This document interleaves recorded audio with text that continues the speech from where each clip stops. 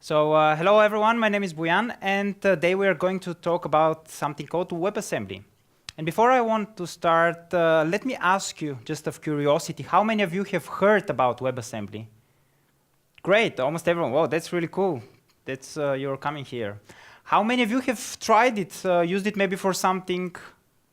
All right, only one person, two. Well, that counts as well, great.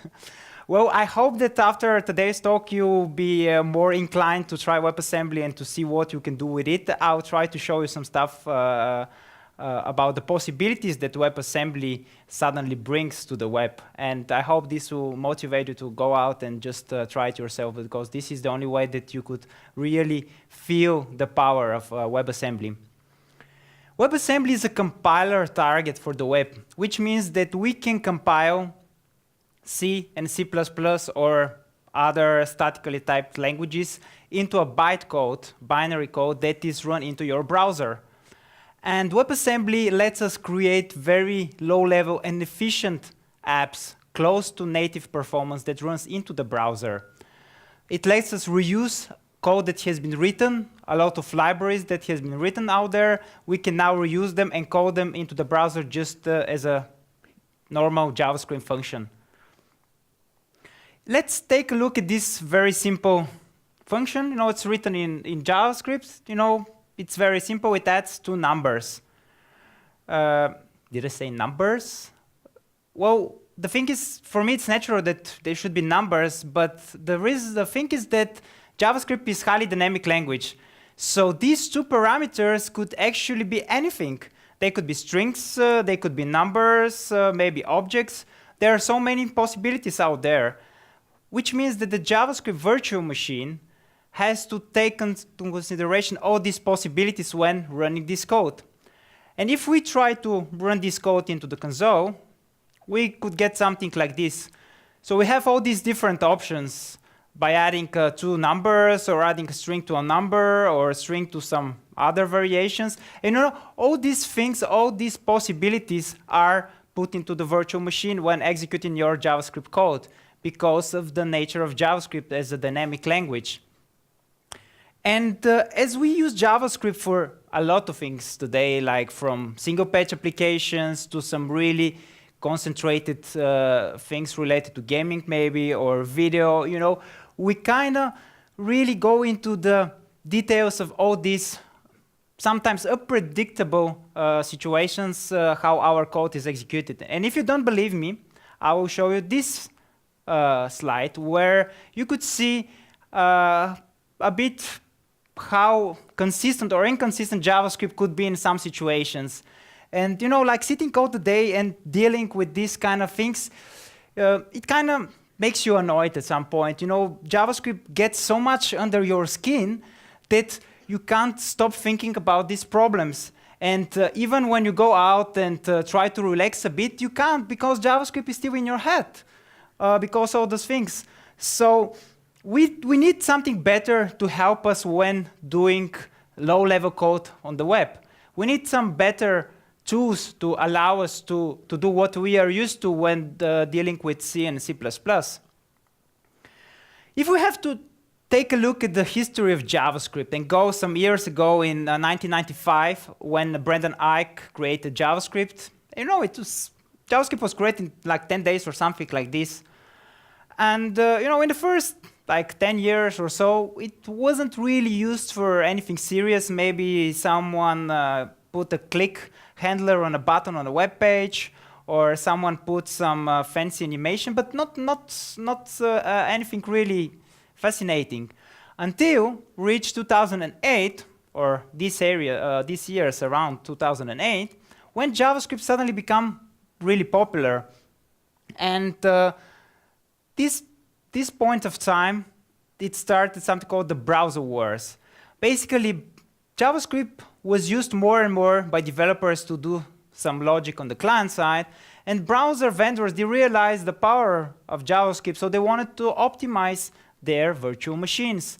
And one of the things they introduced is the so-called just-in-time compiler, which allows to make some guesses and some performance testing of your code and try to optimize it if it's running properly in the client. So basically, although it's dynamic and you can put different parameters, the virtual machine could make some guesses and try to evaluate your code and check around these guesses if they were correct or no. And the next couple of years, the browsers, all the browser vendors, they implemented different virtual machines dealing with these problems in very similar but still different ways. And at some point, we became so powerful in terms of virtual machine optimization that we said, well, we have put all these efforts in the client side, can't we just use it on the server side as well? And that's why Node came, because we saw a lot of possibilities of things that we could reuse. Knowledge about writing JavaScript, tools about dealing with JavaScript, virtual machines about executing JavaScript. So these things, all this environment made it possible for us to write JavaScript both on the client and the server side. The thing is that we are reaching a certain level where optimizations becomes quite difficult, because virtual machines are already very well optimized, but JavaScript is really dynamic language, and you can't really optimize it above certain level. You need something different than that. Furthermore, JavaScript is a textual language, which means that it has to be parsed. Parsing takes longer time than decoding binary code, for example. Another issue that we've dealing with is, reusing of code on the web. We tried using third-party plugins like Flash, Java applets, Silverlight maybe, and they kind of solved this issue for a while because it allowed us to take some code written in another language and just suddenly we could compile it and run it on the web. But these plugins, they came with some other problems. For the first, they weren't really secure as JavaScript is, because although they were kind of running in the sandbox, it was possible still to have some memory leaks and do some other nasty stuff out there. And then another thing was the usability.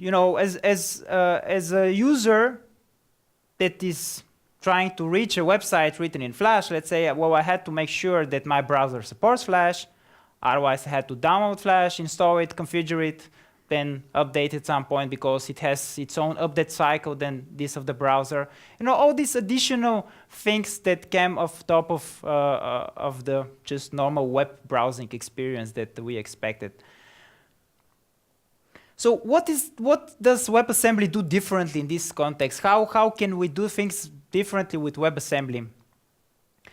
WebAssembly runs in a sandbox environment, just like JavaScript, and this creates a big security opportunity of reusing all these security principles that we have implemented for JavaScript. So if we take a look at this diagram, this is a very short summary of how a browser architecture looks like. So basically, we have on the left side, we have the virtual machine with its, the compiler, the garbage collector, and all these modules dealing with scripts. While on the right side, we have these APIs on the client, the rendering, the DOM processing, WebSockets, Web API, etc. And the cool thing is that all these Web APIs, they are surrounded by sandbox. They live in the sandbox, and we have also same origin policy and all these security measurements out there to make sure that when we developers do some stuff, we are not going to break users' operating system. So if something happens, it will just crash the browser, probably in the worst case, or the tab out there. So the cool thing is that WebAssembly is going to reuse all this infrastructure, all this architecture that has been developed for JavaScript, because it is going to live in the same area where JavaScript lives today. So we could reuse all our efforts to create a security environment in our browsers. JavaScript is basically parsed and executed by the virtual machine. But all the browser vendors, they have created their own virtual machines, which means that, in some situations, one virtual machine performs better than the others. The other case is the opposite. There is something static like that is constant out there. We can't really predict the performance of a JavaScript code because it could perform differently on the different virtual machines. This is something that WebAssembly solves because it would going to be standardized how it's going to be executed. So, which means that we could predict with certain degree, of course, how it is going to perform on the browser machine. So if we take a look at this flow here, we see what is happening with JavaScript code when the browser reaches it. So first, as we talk, we have to parse the JavaScript code, right? Then we have to do some compilation and optimization. Based on these guesses, we talked about just-in-time compilation. Then we have to do some re-optimization again, because if some stuff are changing on the way, well, we have to start from the beginning. Then we are executing the code, and then at the end, there is some garbage collecting happening out there. So let's see how this flow is going to look for WebAssembly. Well, WebAssembly is a binary code, so we are going to decode it, and decoding takes less time than parsing JavaScript. So we are already there saving some time. Then we have already compiled our code to WebAssembly. So WebAssembly is already in very optimized state, so we don't have to do that many optimizations in the browser anymore. It is out there for us. And then we have the execution. Execution is also shorter because WebAssembly is a typed language. We have types out there, so we can for sure do some ahead of time compilation and know how the code is going to predict. And WebAssembly basically allows to do this code reusability that we are looking for. So now I can just take any random C or C++ library written out there, and I can compile it and just use it in the browser, and that's it. That's it. That's all I need to do it. I don't need to install anything like third party or anything else, and it runs in the same sandbox environment as JavaScript. We have seen different browser vendors, they start different projects, and most of these projects are really good. They have really good ideas. But in order to get something worldwide, we need a joint venture. We need all the browser vendors to stand behind it and to support it. And this is what is happening with WebAssembly right now. And this is one of the purposes that it is going so fast. The development of WebAssembly is changing constantly because there's the browser vendors, and there is also, of course, a big community helping out. They have seen that there is a big potential in WebAssembly, so that's very important when we want this project to succeed. So where can we use WebAssembly? What are the scenarios that WebAssembly would be most fit in? Well, one of these is the gaming industry. Unity and Unreal, they are already experimenting and porting a lot of their games on the browser. So instead of downloading and configuring and installing your game, well, you just open the browser and you start playing it. Then all these libraries helping us to do like hashing or any other helping situations, we can just take them for granted. We can already reuse them. Multimedia, everything from video, audio, codecs, encodings, and things like this can run in the browser right now. We can also do some crazy stuff. We can simulate. We can basically run operating system into the browser, or we can do remote connections to some other machines through your browser. And that's where the powerful thing is. Because everything is running through the browser, means that we are surrounded by this sandbox context, which is preventing us from preventing the things from going real bad. So let's see a very few examples of the things that are already done with WebAssembly out there. And so this is one game that Unity has ported.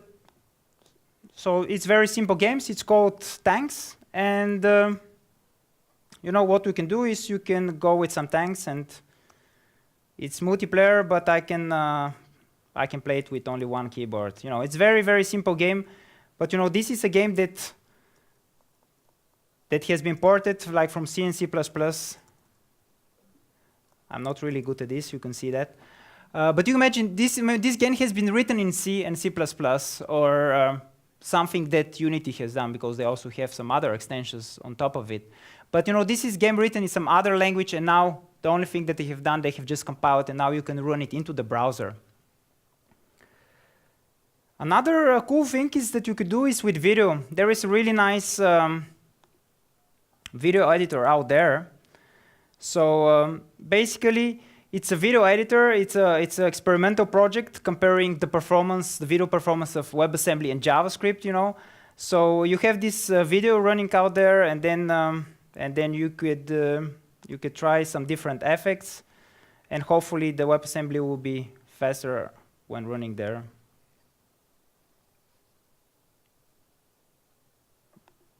So you could try all these effects here, or you can actually switch to webcam at some point. Hello, everyone. So you could play with this. This is already done there, and you could just go and see how it is done, because this is everything. This is compiled for something that we have had, and now we can use it into the browser.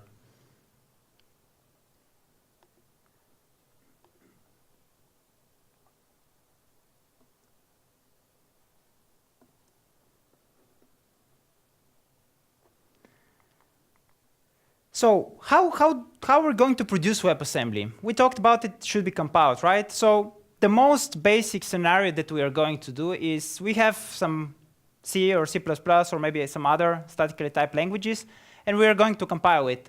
And the result, of course, is something called WASM module, which is the compiled version of your code.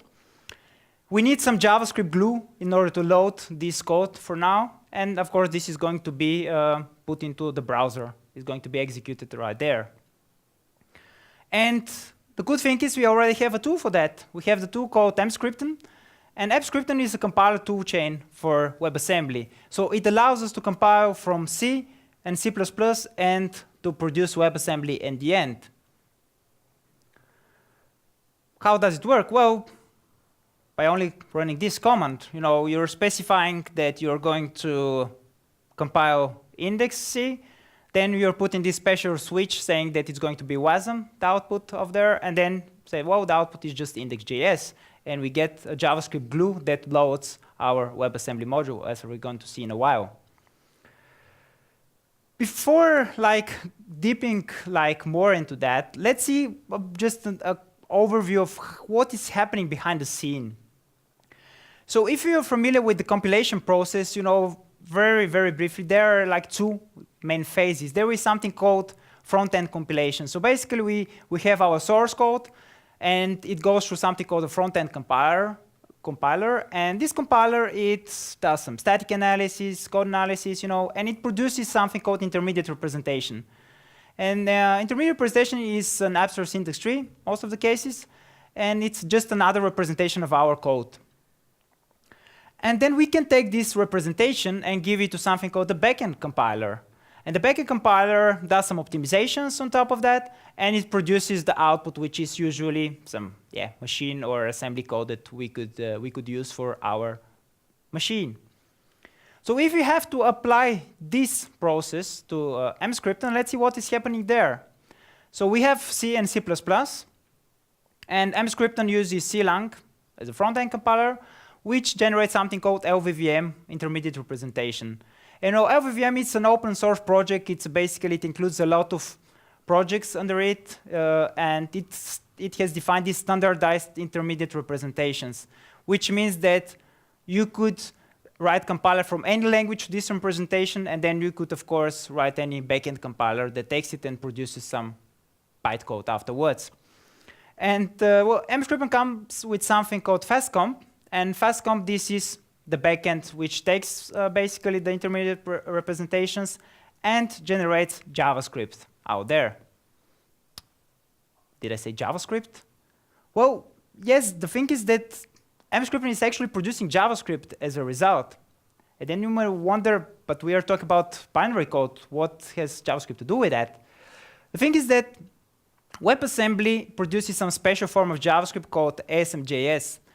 And ASM.js, this is the predecessor of what WebAssembly is today. It's a project started by Mozilla, I think 2013, which defines a subset of JavaScript that is very efficient, actually, if your virtual machines can understand it this way. So what do I mean? Let's see an example of the same add function that we saw in the beginning, how it's going to look in ASM.js.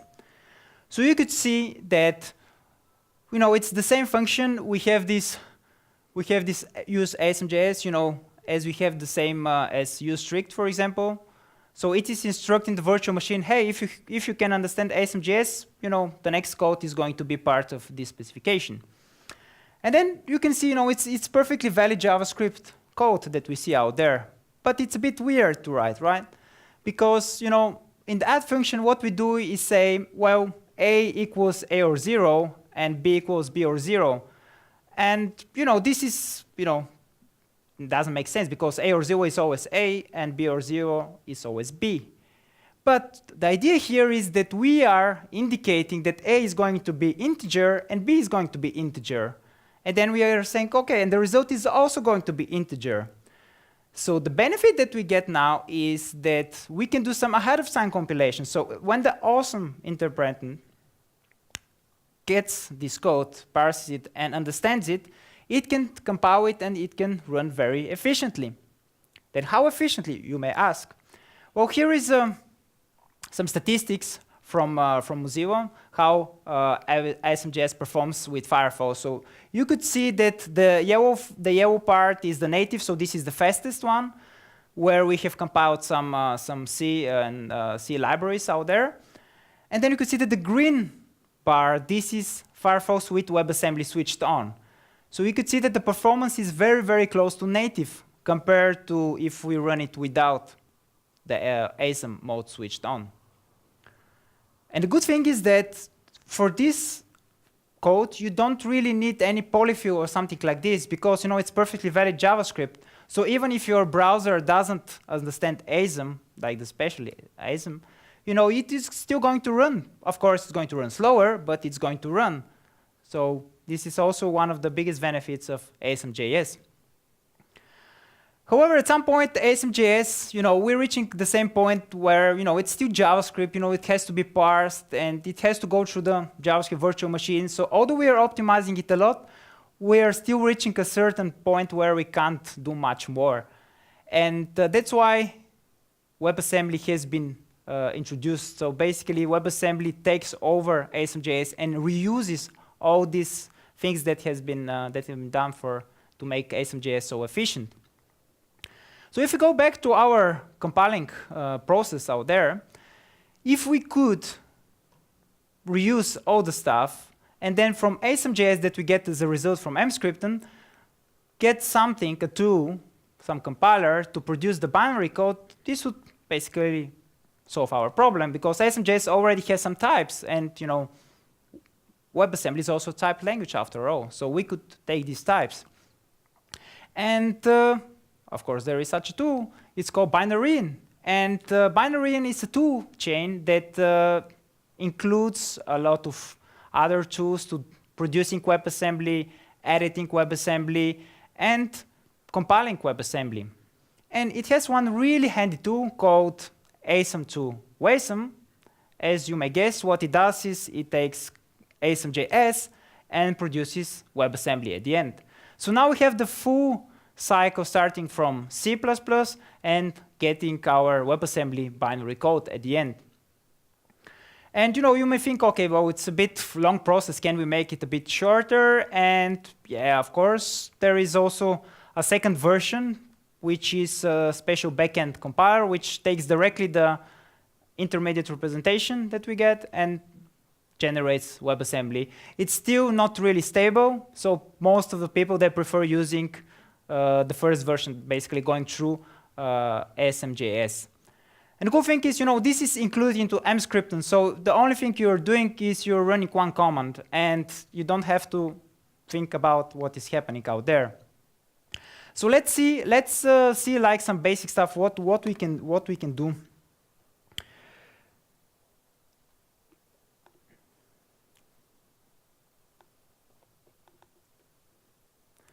All right. So, we all need the hello world example, right? So I have a very, very small project here. with one code written in C, and as you may guess, it says hello Krakow, of course. You know, it's very, very simple, very basic. And I have, because I'm lazy to type all these commands, I have written a build command file. And you know what it does is it runs this command that I showed you, basically, saying, hey, we are going to compile C code. This is the source. Please generate WASM.js. Because if we don't specify this switch, we are going to end up with ASM.js as a result. And then at the end, this is going to be our output. So we are going to get the JavaScript file and the WebAssembly bytecode on the time. So let's see how it works. So this is my basically hello world, and I can just compile the code.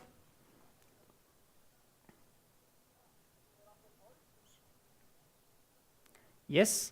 So if you see now, I have basically two new files. I have index.js and I have index WASM, and I can also see them here. So if I open the browser,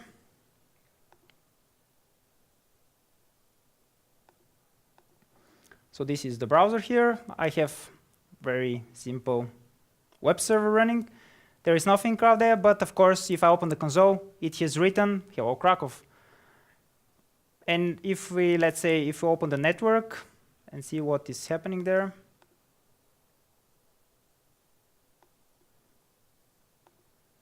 so you could see I'm loading a JavaScript file, which is loading the index WASM file afterwards.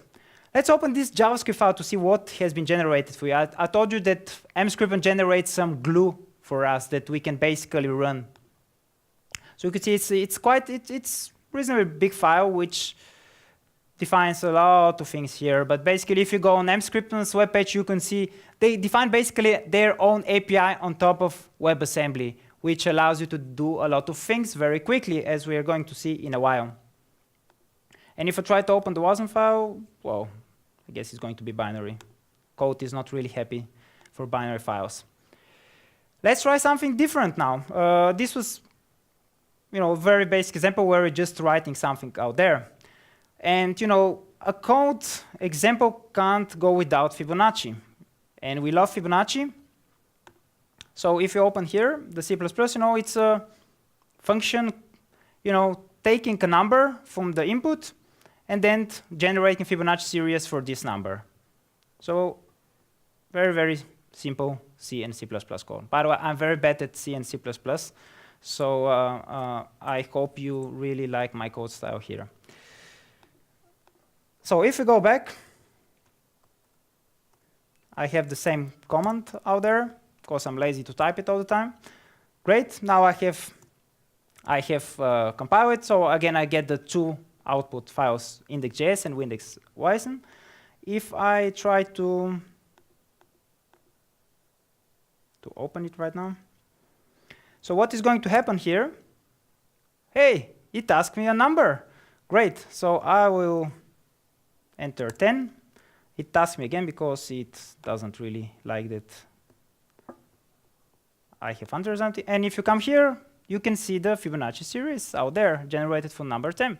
So this is, of course, very simple example how we could enter also some input to WebAssembly and run it out there.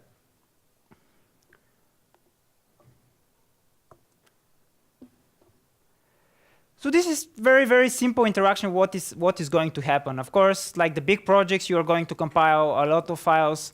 You have to port some stuff because they aren't really aligned for the web. But more or less, this is the process of getting WebAssembly onto the web. We as developers are used to organize our code in modules, right? So there is no difference here.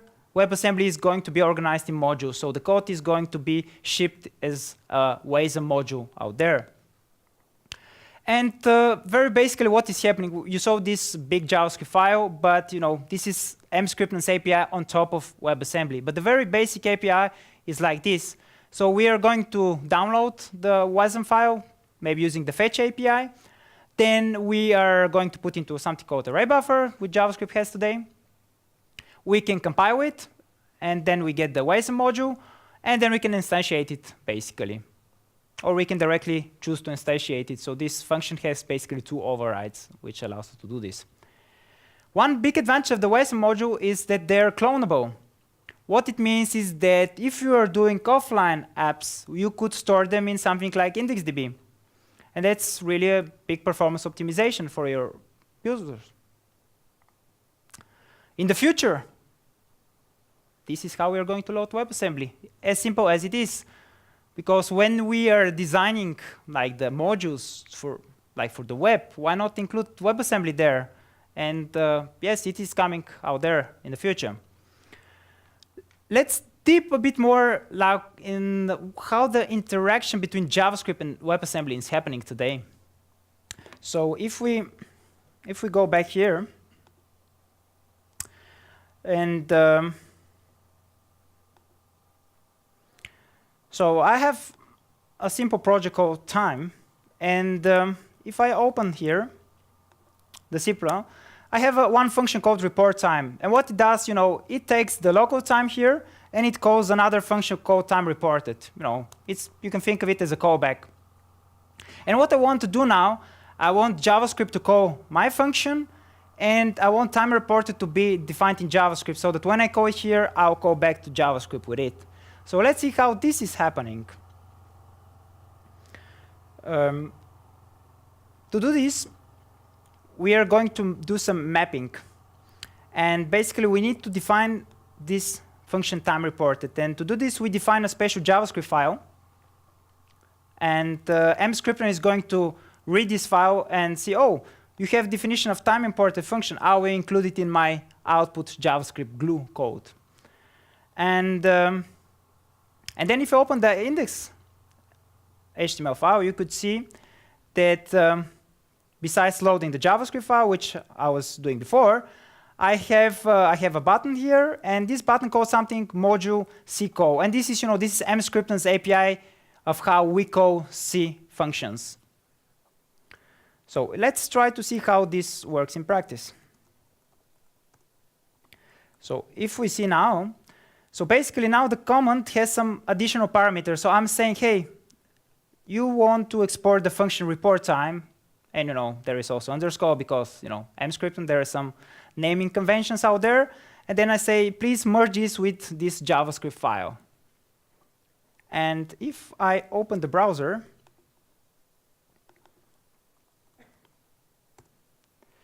I have one big button saying report time, and hey, it's reporting the time, right? So basically, this is calling a C code, and the C code is calling me back as a JavaScript. Another interesting situation would be how we deal with files. When doing C and C++, we are used to reading, writing files. But when running in the browser, we don't really have access to the file system, do we? So what we can do instead, we can simulate a file system out there. So let's see another example how we can do that. So there is, you have probably heard of ASCII art, and basically using ASCII characters to drawing a bit.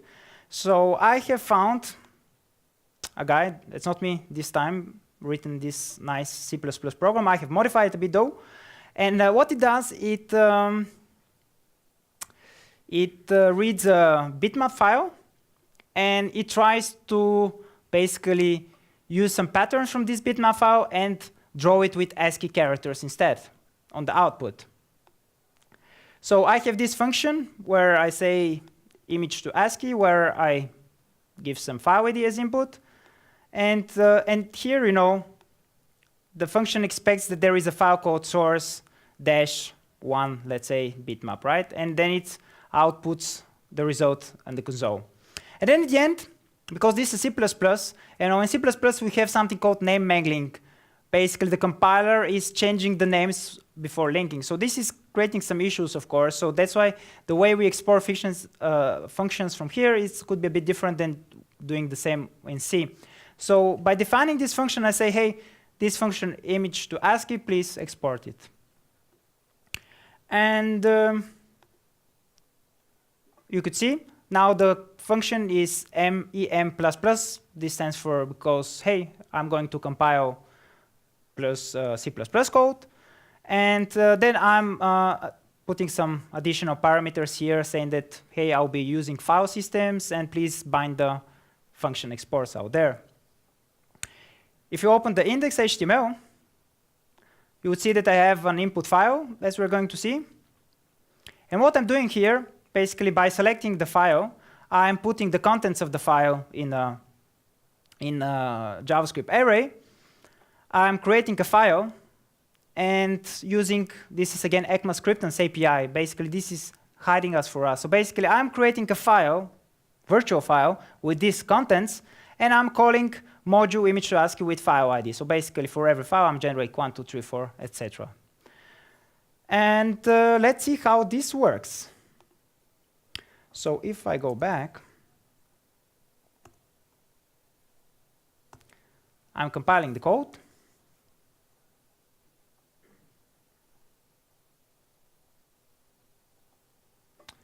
And if I go here in the browser, you know, I have only this input file, and I have prepared, of course, some bitmaps. So let's say I want to have a bitmap. You can't see anything here, but if you open the console log, you can see the output. So this is, it's written hello Krakow. And if you want to see the bitmap file, I have no idea how to open it though. I can do like this.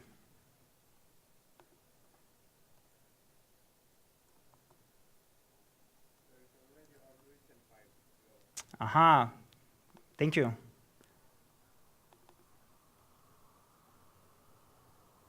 Yes, Windows, please open it with something that you choose. So, you know, this is it. So basically, I don't know if you can see it. Maybe I can zoom in. Aha. So it's very simple, written just with a pencil. It's written hello Krakow. And this C++ program that one guy has written for me, not for me, but I kind of found it on the web, translate this pencil like drawing into ASCII characters. And we can try something different. I have made another one called heart, and as you can guess, it is going to draw a big heart for us out there. So what JavaScript has done, so basically the files are not really reaching the server at all. We are opening the file in the browser, getting the contents of the files, sending them to WebAssembly or to the function out there, and getting the results out there from WebAssembly back. And this is happening for us.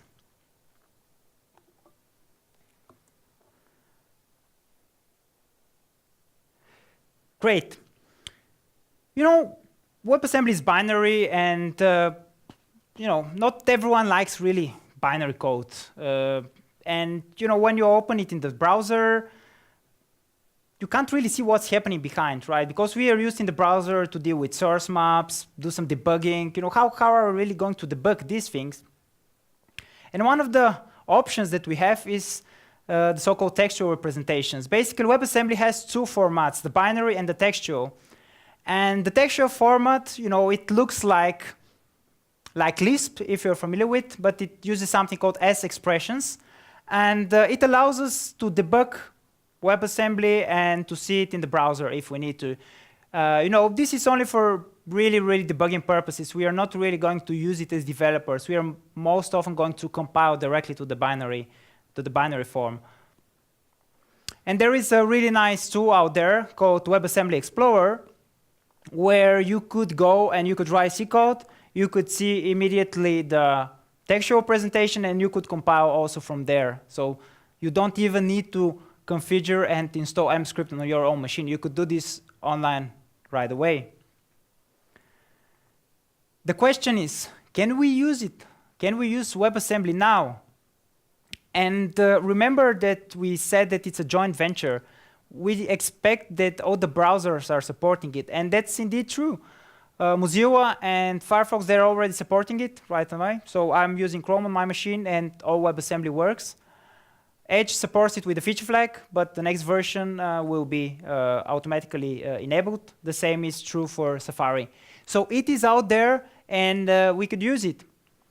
The cool thing is that if it's an old browser that doesn't support WebAssembly, the fallback will be asm.js, because it is already developed, and the concept of using types in the web has been developed, so we can use it.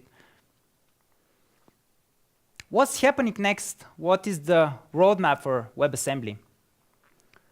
Well, there's still a lot of work on the APIs, because now if you want to call something of, let's say, work with WebSockets or Web Audio or something like this, we have to go through JavaScript today, right? But we want to be able to do this directly from WebAssembly or from C and C++. So there will be an API coming for that as well. We want to be able to manipulate the garbage collection. Today, the garbage collection is happening automatically for us. But when writing C and C++ code, you really want to be able to control the memory yourself, because this is very important for the performance of your application. And threads. We love threads. JavaScript doesn't have threads. Well, we'll get something like threads, but there will be a model allowing us to simulate threads into the browser, of course. So this is also one of the things that is happening out there. Before continuing, let me ask you, do you have any questions so far that you want to ask related to WebAssembly? Or maybe something else, of course. Yes? I have a question about the glue code. Yes? I haven't got why it was that large. Do we actually need that much of the glue code? No. The answer is you don't need that glue code. This is what Mscripton provides for you. The really basic codes are these three functions that I showed you: WebAssembly instantiate or WebAssembly compile, where you download the code yourself. So basically, you could write this yourself into the browser. What you get from Mscripton is all these manipulations, how you emulate the file system, let's say, how you call functions directly, how you manage the memory connection between JavaScript and WebAssembly. So all these things you could do yourself. Of course, you don't really need to use Mscripton for that as well. Yeah?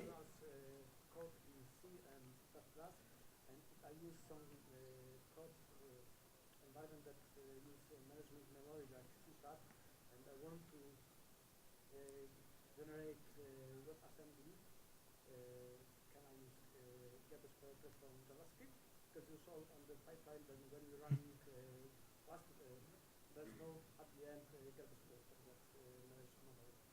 So basically the question is, if you're using, let's say, C#, can we get WebAssembly from that? There's one question, and other than there was, can I use garbage collector from JavaScript environment when I'm running WebAssembly? Because on the pipeline when you show us how it's running on the browser, there was no garbage collector at the end. All right, and so the first question, can we from C# produce WebAssembly? And the second one is why there isn't garbage. What is the garbage collection mechanism for WebAssembly today?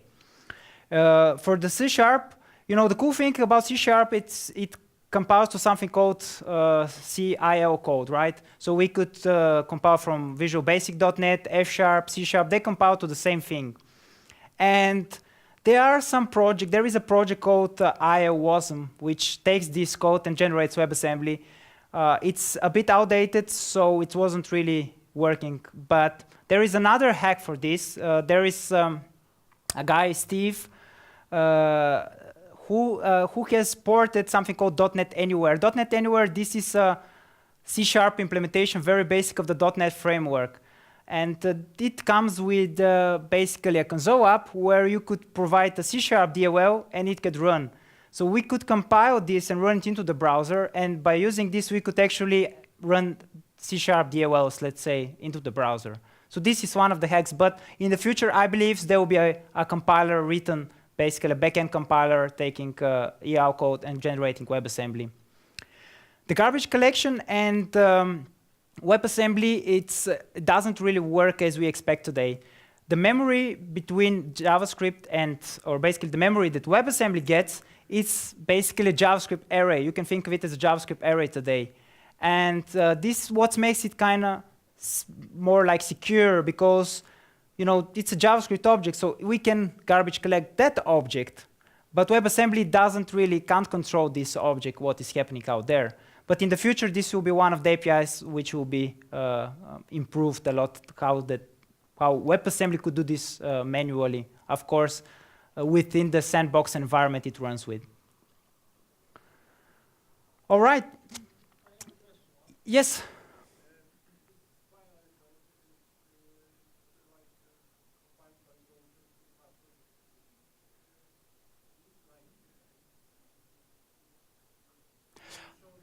Yes.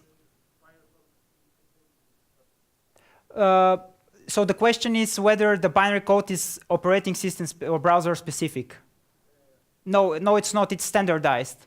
This was just an example that they were using there. Basically, this is the tool they are using, but the WebAssembly is standardized, so it's going to run the same way on Firefox, Chrome, Edge, Safari, all the browsers, and it's independent from the operating system.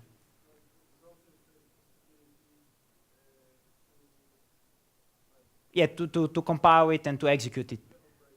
Yes, it's the browser's virtual machine will be doing it, but it will be standardized. So all the virtual machines will be doing exactly the same thing, not like with JavaScript today, where each virtual machine has implemented its own compilation and optimization mechanisms. Yeah. If we go some years ago at Apple's conference, Craig Federighi, he said, when Swift was introduced, they said that, well, we think Swift should be everywhere, should be everywhere used by everyone. It was quite a big announcement, like for the community, and the community reacted right away. They said, "Hey, wait a minute, JavaScript is already everywhere." And when I saw this, it kind of raised two thoughts in my head. The first one is, never laugh at one of the big companies when they say such things, because if you think of it, when we have WebAssembly now, it could happen that Swift becomes everywhere. So this could become reality. You never know. Another thought that I have is, what's the future of JavaScript when we have WebAssembly right now? And for now, WebAssembly is helping, is basically filling these gaps that are very awkward to fill with JavaScript. We could do many things with JavaScript, but it just doesn't feel natural for us to do it. And WebAssembly is helping to fill these gaps so that basically JavaScript and WebAssembly can coexist together. What's happening in the future? We can discuss there. I have no idea. Brendan Eich said, which is, of course, the creator of JavaScript, and he's really pro JavaScript, of course. He mentioned in the last year's FinJS conference that, well, eventually WebAssembly will make JavaScript retire. When this is happen, how this is going to happen, well, we could just guess.